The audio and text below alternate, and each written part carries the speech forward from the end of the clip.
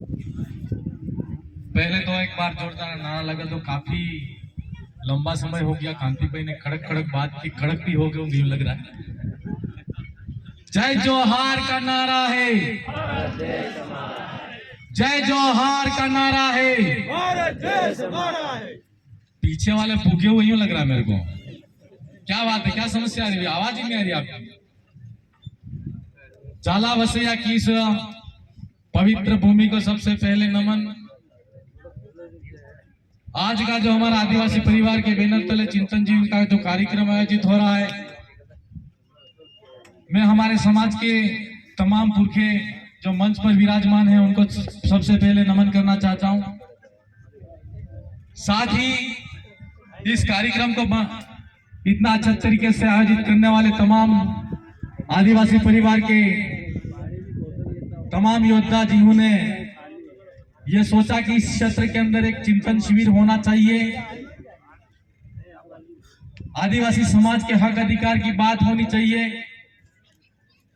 मैं पूरी टीम को, तमाम वॉलेंटियर्स को और आप सब गांव गांव से आए हुए तमाम मेरे युवा साथी, बड़े बुजुर्ग, मेरी बहनों, मैं सबसे पहले तो आप सबको मेरी तरफ से और मेरी विधानसभा की जनता की तरफ से बहुत बहुत धन्यवाद, जोहार अर्पित करता हूं।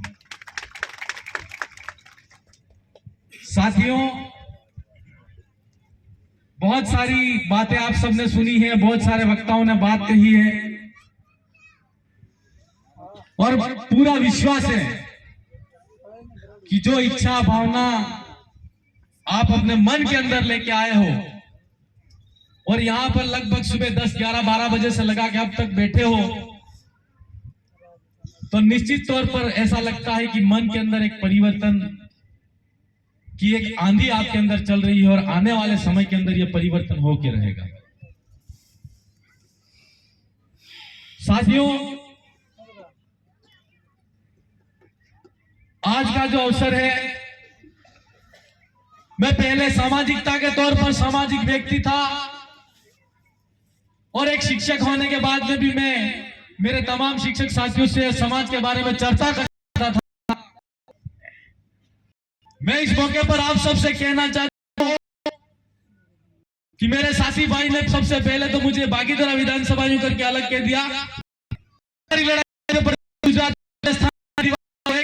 और बिल ये तो बिल का विधायक हूं मैं। आपके पास में जो इलाका है उस विधानसभा से मैं आता हूं,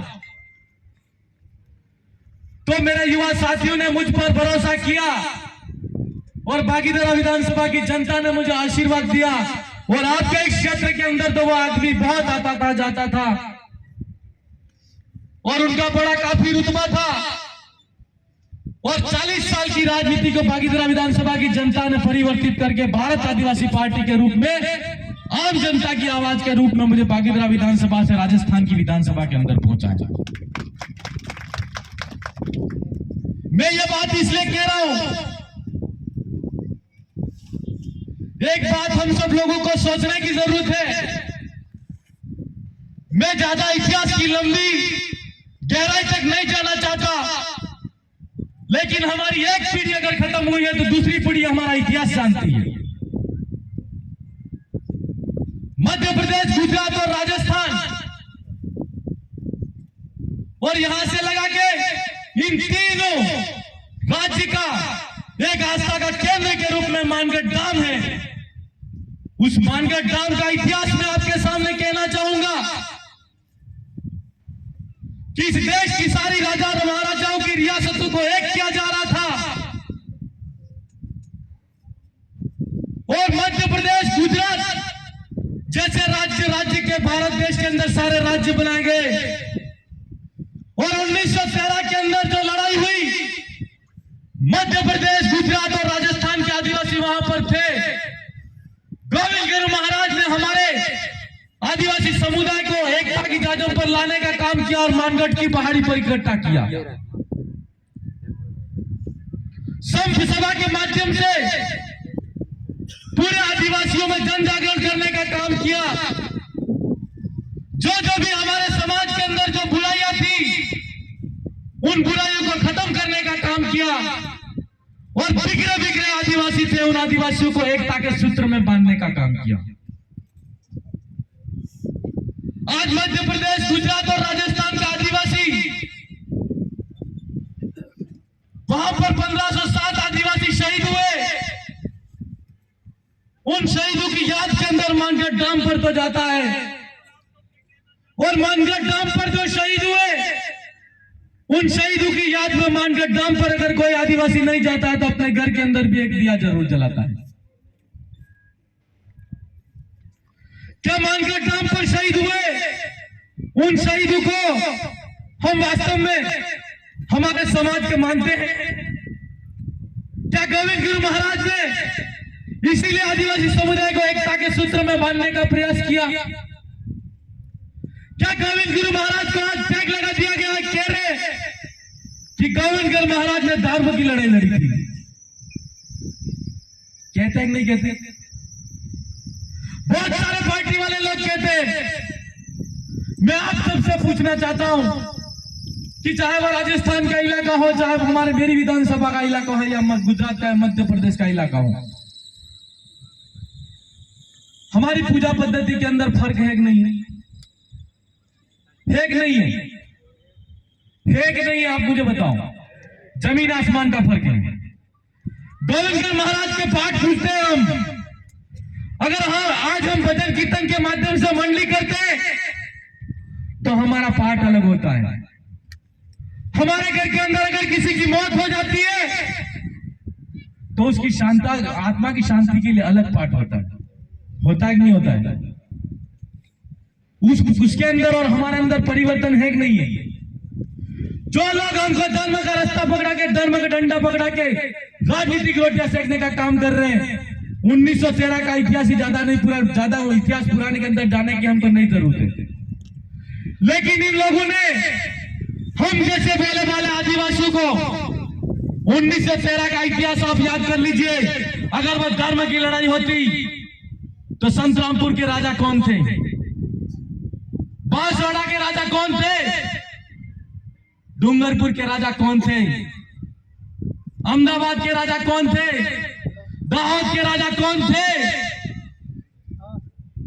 यह बात जाननी पड़ेगी कि नहीं जाननी पड़ेगी?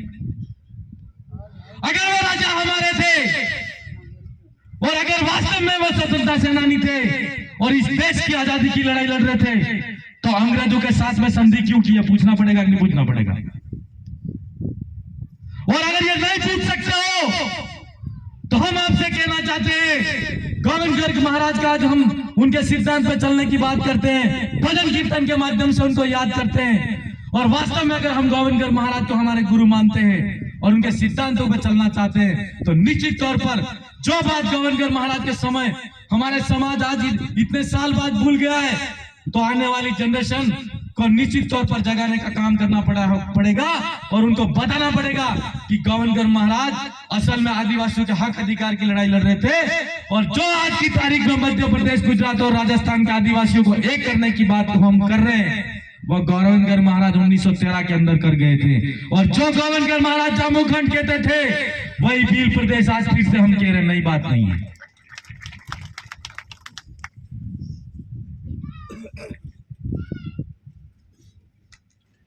आज सामाजिकता की हमको जरूरत क्यों है? सबसे पहले इस देश पर आक्रमण हुआ तो हमारे आदिवासियों की जितनी रियासतें थी, जितने राजा थे, सारी कबीलाई व्यवस्था खत्म हो गई। और जैसे ही कबीलाई व्यवस्था खत्म हुई, इस देश के अंदर उन लोगों ने राज किया।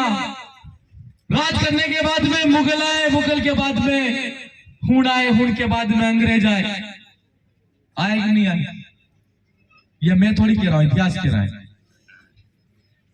जब ये इतिहास कह रहा है, हमारे लोग पढ़े लिखे नहीं थे, हमारे लोगों के पास में शिक्षा नहीं थी, हमने कोई किताब नहीं लिखी। इतिहास लिखने वाले भी आप हो, आप अपने खुद के इतिहास को तो गलत नहीं कह सकते।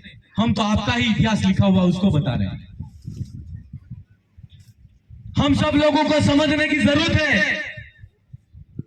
कि आज बदलते वक्त के साथ में जब अंग्रेज को इस देश के अंदर से हमारे स्वतंत्रता सेनानियों ने आजादी की लड़ाई लड़के कई हजारों आदिवासियों ने अपनी जान की आहुति देकर, अपने प्राणों की कुर्बानी देकर हम लोगों को आजादी दिलाई। और आजादी देने के नाम पर आज अगर हम सच में अपना अपना आजाद है और इस देश के अंदर राज्य व्यवस्था खत्म हुई, लोकतांत्रिक व्यवस्था आई, लोकतंत्र के माध्यम से जिस समुदाय का आदमी होता था उस समुदाय को वोट के माध्यम से विधानसभा, जिस राज्य की विधानसभा होती है उस विधानसभा के अंदर भेजने का अधिकार मिला।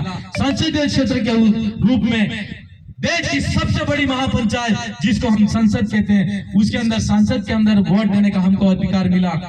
और क्यों मिला कि जिस समाज के साथ में आज सदियों से अत्याचार शोषण होता आया है, जिस समाज के साथ में उसके हक अधिकार का छीना गया, और आज अगर उस समाज का वास्तव में उस लोकतांत्रिक व्यवस्था के माध्यम से प्रतिनिधित्व राज्य की विधानसभा के अंदर जाना चाहिए, देश की लोकसभा की सदन के अंदर जाना चाहिए, और निश्चित तौर पर जिस समाज के साथ में अत्याचार शोषण हुआ है उसके हक अधिकार की बात उस विधानसभा की सदन के अंदर, लोकसभा की सदन के अंदर होनी चाहिए।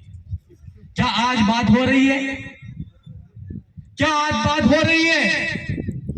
क्या हमारे नेता जो विधानसभा के अंदर और लोकसभा के अंदर जा रहे हैं हमारे साथ में कुछ गलत होता है, कर रहे? अभी मध्य प्रदेश के अंदर एक आदमी गाय चला रहा था, भैंस चला रहा था, और वहां के लोगों ने पुलिस प्रशासन ने नक्सली समझ के मुठभेड़ के अंदर एनकाउंटर करके मार दिया। जब इस बात का पता लगा पत्र पत्रिका के माध्यम से और मीडिया के माध्यम से, तो वहां की सरकार ने कहा और प्रशासन ने माना कि वहां का व्यक्ति था वो आदिवासी था और भैंस चला रहा था, उसको गलती से मार दिया, नक्सली समझ के मार दिया। अब हम लोगों को यह बताओ कि मध्य प्रदेश के अंदर, आजाद देश के अंदर अगर आदिवासी गाय भैंस चरा रहा है तो उसको नक्सली का टैग लगा के मारा जा रहा है। आज एक आदिवासी को मार रहे हैं और मध्य प्रदेश के आदिवासी को मार रहे हैं, गुजरात का आदिवासी चुप है और राजस्थान का आदिवासी चुप है।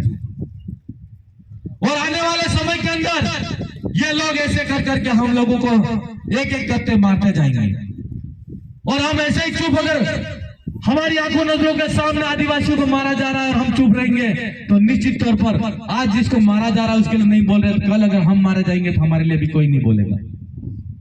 और हमारी आने वाली जनरेशन, आज हमारे अधिकारों की बात करें तो शिक्षा की बात करें, हम आज हमारा एजुकेशन सिस्टम है उसको निजीकरण के हाथों में सौंप दिया जा रहा है। ऐसा क्यों हो रहा है कि इस देश के अंदर लोकतांत्रिक व्यवस्था के अंदर, संविधान के अंदर जब हमको आरक्षण का प्रावधान मिला है, जैसे तैसे करके इतने सालों बाद हम लोग स्कूल जाना शुरू किए, कॉलेज जाना शुरू किए, यूनिवर्सिटी जाना शुरू किए, हमारे माँ बाप गरीबी अवस्था के अंदर भी मेहनत मजदूरी करके हमारे बच्चे को पढ़ाने का प्रयास कर रहे हैं, और धीरे धीरे करके हम पढ़ रहे हैं और अच्छा पढ़ रहे हैं। तो इन लोगों ने निजीकरण के माध्यम से कॉलेज और यूनिवर्सिटी को निजी हाथों में सौंप दिया। और निजी हाथों का मतलब जानते हो, उस यूनिवर्सिटी के मालिक ऑनर होते हैं, वो सरकार के हाथ में नहीं होती है, और यूनिवर्सिटी जिसको प्राइवेट यूनिवर्सिटी होती है वो चाहे उसको लगा सकती है और चाहे उसको निकाल सकती है। यह सरकार का पहला प्रयास है। और सरकार भी कौन सी मैं आपको बताना चाहूंगा, गुजरात के अंदर जो सरकार है, दिल्ली के अंदर सरकार है जिसको डबल इंजन की सरकार वो कह रहे। दूसरा आप देख लेना, अस्पतालों के अंदर हम देख जा रहे हैं धीरे धीरे करके अस्पताल निजीकरण के अंदर डाल रहे हैं। वहां पर जैसे ही हम लोग आज नर्सिंग कर रहे हैं, एमबीबीएस के अंदर हमारे लोग डॉक्टर्स कर रहे हैं, एमबीबीएस कर रहे हैं, ट्रेनर्स हो रहे हैं, पैरामेडिकल के अंदर जा रहे हैं, रेडियोग्राफर्स के अंदर जा रहे हैं, और जैसे जैसे डिप्लोमा हमारे लोग करने जा रहे हैं, एजुकेशन सिस्टम के अंदर हमारे लोग पढ़ रहे हैं, वो लोग निजीकरण के हाथों में सारा सिस्टम सौंप रहे हैं। क्यों सौंप रहे हैं? इसीलिए सौंप रहे हैं ताकि हम लोग हमारे जो आरक्षण की व्यवस्था है उस माध्यम से उस रास्ते पर नहीं जा सकते और नहीं जा सके। इसीलिए इन लोगों ने हमको धीरे धीरे करके निजीकरण के माध्यम से हमारे समाज के अंदर भी, जो चाहे राजनीतिक व्यवस्था के अंदर हो, चाहे आज सरकारी कर्मचारी के माध्यम से हो, सरकार की नौकरी के माध्यम से जा रहा हो हमारा आदमी, उसको रोकने का काम कर रहे हैं। आप सब लोग तमाम साथी यहाँ पर बैठे, मैं इस अवसर पर कहना चाहूंगा कि आज इस मौके पर मुझे इस साथी ने बताया कि यहाँ पर कोई जाइडस जैसा कोई अस्पताल है, उसको भी निजी हाथों के अंदर सौंप दिया गया है। ऐसा अगर ये सरकार करती रहती है तो आने वाले समय के अंदर जब आदिवासी उस हॉस्पिटल के अंदर जाएगा दाखिला लेने, तो उसको मारने में भी सरकार को या निजी अस्पताल को कोई दिक्कत नहीं होगी, उसके खिलाफ में कोई कार्रवाई नहीं होगी। यह बात भी आप सब लोगों को जानकारी में रखनी है। साथ ही मुझे काफी 2-3 बार बोल चुके हैं कि आप समय कम है, मैं ज्यादा कुछ नहीं कहूंगा, लेकिन इस अवसर पर मैं इस धरती पर आया हूं तो इस क्षेत्र के अंदर भी राजस्थान की तर्ज पर यहाँ पर पूरी अनुसूचित इलाका है, और इस क्षेत्र के अंदर हमारी जो गुजरात के अंदर जो आदिवासियों की जनसंख्या है 14% है, और 1999 से पहले इस अनुसूचित इलाके के अंदर हमारा जो सरकारी नौकरियों के अंदर आरक्षण था वो 40% था, और आज की तारीख में कोई आरक्षण नहीं है। मैं तमाम इस अनुसूचित इलाके के अंदर आने वाले तमाम मेरे युवा साथी, पढ़े लिखे बेरोजगार जितने मेरी युवक बहनें हैं, उन सब से अपील करना चाहूंगा कि पास का क्षेत्र है बागीधरा विधानसभा और गांगड़तलाई से मैं आता हूं, तो आप इस अनुसूचित इलाके के लिए हमारा जो 1999 के अंदर 40% जो आदिवासियों का सरकारी नौकरियों के अंदर जो आरक्षण था, उस लड़ाई को फिर से पुनर्जीवित करके करने का काम करेंगे, ऐसा मैं आप सबसे आशा उम्मीद करता हूं। साथ साथ मैं एक बात और कहना चाहूंगा कि यहाँ पर दाहोद जिले के अंदर नर्मदा का पानी कच्छ भुज तक जा रहा है, इस क्षेत्र को पानी नहीं मिल रहा है। मैं जहां तक देख पा रहा हूं सूखा इलाका है, तो इस इलाके को पानी भी मिलना चाहिए। इसके लिए आप सरकार से लड़ना चाहें तो सड़क पर खड़े हो। मैं निश्चित तौर पर आपको भरोसा देना चाहता हूं कि मैं आपके पास के इलाके से आता हूं। आप चाहे आरक्षण की लड़ाई लड़ोगे, चाहे पानी की लड़ाई लड़ोगे, चाहे जमीन की लड़ाई लड़ोगे, चाहे अपने हक अधिकार की लड़ाई लड़ोगे, आपके साथ में हम कंधे से कंधा मिलाकर लड़ाई लड़ने का सहयोग करने का काम करेंगे, ऐसा मैं आप सबसे कहना चाहता हूं। तमाम युवा साथियों ने, बड़े बुजुर्गों ने हमारी बात को सुना, उसके लिए मैं आप सबको पुनः बहुत बहुत धन्यवाद जोहार अर्पित करता हूं। हमारे दादा भी बाकी हैं, काफी अच्छी बातें आप सबको करके जाएंगे। धन्यवाद।